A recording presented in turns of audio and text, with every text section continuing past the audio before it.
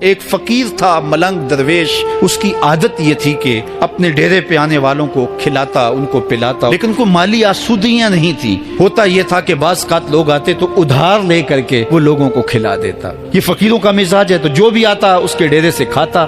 وقت آخر آ گیا، جن لوگوں نے ادھار دیا تھا وہ سارے تقاضا کرنے آ گئے۔ اب بابا جی کو کیا فکر لاحق ہے کہ یہ میرے مہمان اور میں ان کو کچھ پیش کرنے کی صلاحیت نہیں رکھتا۔ ایک بچہ تھا، وہ کچھ سامان بیچ رہا تھا، پتیسا بیچ رہا تھا یا کوئی اور چیز بیچ رہا تھا۔ کہا تم بیچ رہے ہو تو میرے مہمانوں کو کھلا دو۔ تو سارا ان مہمانوں کو کھلا دیا گیا، اور اس کے بعد کہا بابا جی پیسے؟ کہا تم بیٹھ جاؤ، جب ان کو ملیں گے تو تجھے بھی مل جائیں گے۔ وہ بیٹھ گیا، 2 4 10 منٹ بیٹھا تو بچہ تھا، پھر کھڑا ہو گیا، بابا جی پیسے؟ میری ماں میرا انتظار کر رہی ہے، ہمارے گھر کا چولہا اسی سے جلتا ہے، میں یہ پیسے لے کر جاؤں گا اور ہم شام کا گھر کا کوئی سلسلہ کریں گے۔ کہا بیٹا جب ان کو ملے گا تو تجھے بھی مل جائے گا۔ بچے نے رونا شروع کر دیا۔ یتیم بچہ تھا، اس کا سارا آسرا یہی تھا۔ جب بچہ رویا اللہ کی رحمت کو جوش آیا۔ کوئی مرید نذرانہ لے کے ان بزرگوں کے پاس آ گیا، وہ اتنے پیسے تھے کہ اس بچے کو بھی دیے، جتنے لوگ آئے تھے سب کا قرض چکایا۔ کہا جاؤ گھروں کو۔ تو سب نے کہا بابا جی ہم صبح سے بیٹھے ہوئے تھے تو یہ نذرانہ دینے والا صبح سے نہیں آیا، تو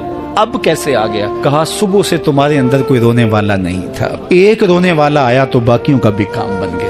بعض اوقات کسی ایک شخص کی وجہ سے باقیوں کی خطائیں بھی معاف ہوتی